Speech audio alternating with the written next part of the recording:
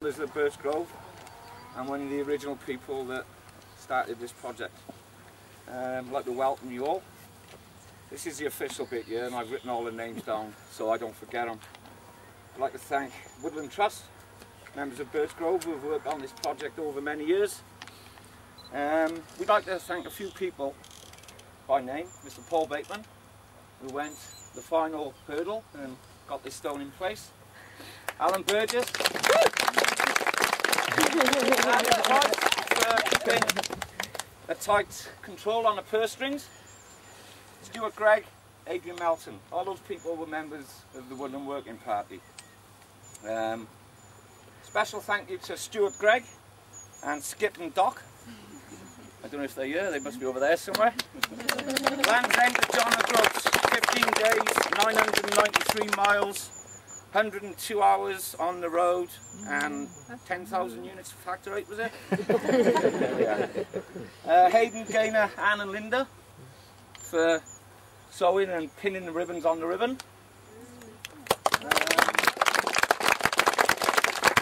Steve Johnson, the stonemason from Windsmere Stone and Granite. And Cheryl Deans, Alistair Crosby and Anne Jappy from the Woodland Trust. My nose is running, I got a cold. And there's a few people that sat in the bar, I shouldn't mention that, in Dolphin Square back in the early months of '94. Paul Jenkins, Paul Kimberley, Cady, Khudabux and myself. And that's where the initial seeds for this was planted. And the Woodland Grove was born actually. Little did we know then that it would take us 10 years 204 to be here at this official dedication. That hopefully will keep the memories alive of all those infected or affected by this tragedy. And sadly I'm the only survivor of those 4 people. Before I introduce the first speaker, the first letter went to the Woodland Trust in September, October '94. The official launch took place in a conference held in Manchester over the weekend of the 16th and 17th of November '94. We actually reached agreement and signed, I don't think it was an official document, but on the 28th of November '94. So we got back to Cardiff and various other places. We had a lot of fundraising, a lot of red tape to deal with. It wasn't easy. With it being a woodland area, it was hard work to get agreement for this rock to be here, but I think it's well worth it. And we had a lot of opposition, and I must explain this. That's why there was only 1,200 trees. Few people within the haemophilia community didn't want anything to do with Birchgrove, the woodland and HIV and AIDS. That's why we only planted 1,200 trees.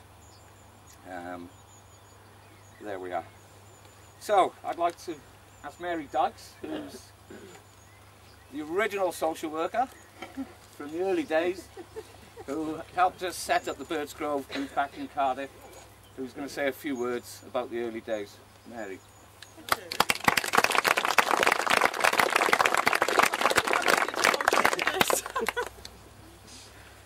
I've written it out, so I'm sorry. But in 1987, those people infected with the AIDS virus, in the course of their treatment for haemophilia, I've been living with that knowledge for 2 years. No one could tell them what to expect. There was little information, there was no literature, but there was a great deal of fear and secrecy.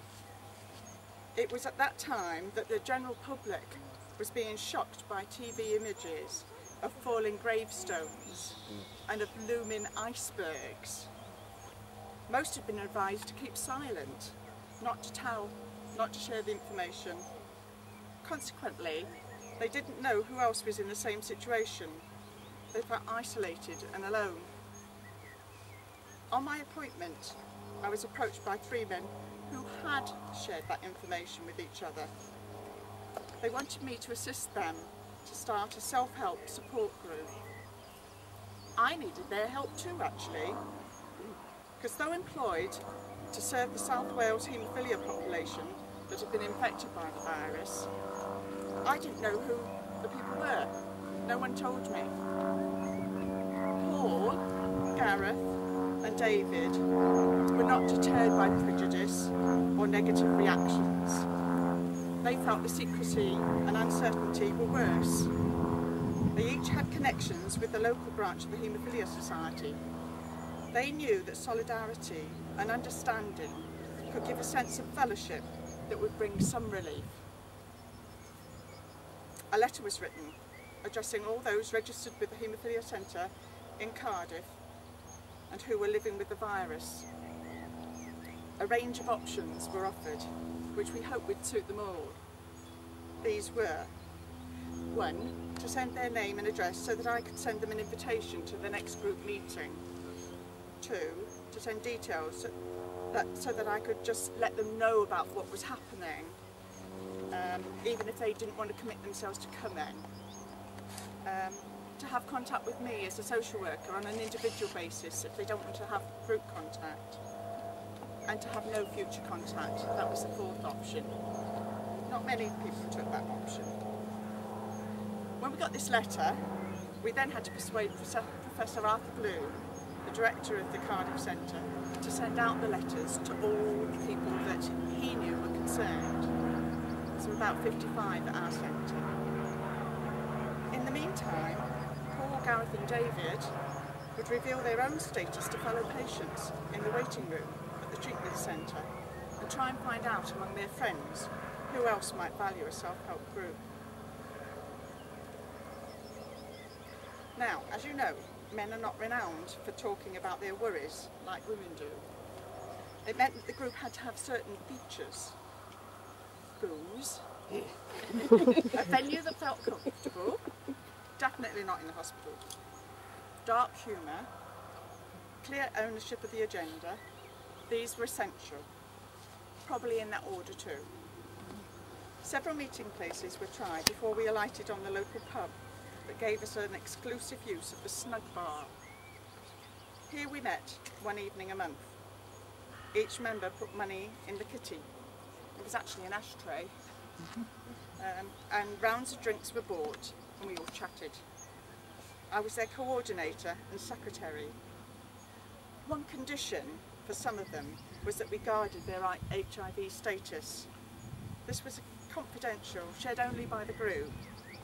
No typed membership list existed. I hand wrote all communications. Paul revealed a certain pleasure in sorting out the loose change left in the kitty at the end of the evening. I was delighted. This made him our first committee member, our treasure. He also became our ideas man, our innovator, our inspiration.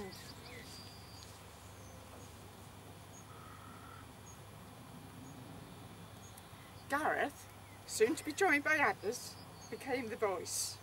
Angry, outspoken, determined that people should hear.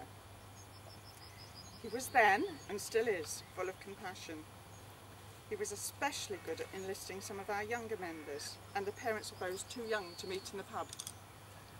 Christmas parties, social evenings, summer barbecues, weekends away, Gareth was always there.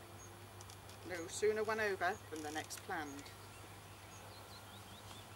David spoke for the men who grew up when no effective treatment was available, whose joints were damaged from bleeds, who were disabled.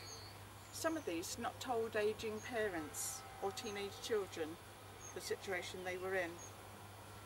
They wanted to protect them. Caution and flexibility were therefore necessary to enable so many people to join. We named the group especially for them. We stopped calling it the Haemophilia and HIV group. It became the Birchgrove group. Gradually 3 became 6, and then 12, and then more. The meetings were a time when members could relax, be themselves, not fear that letting slip their viral status would result in a cold shoulder, or worse. It became a safe place to share nightmares as well as jokes, to share anger and frustrations. We grew out of the tiny snug bar.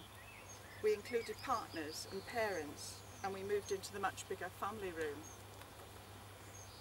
Became a lobby group. We wrote letters to MPs,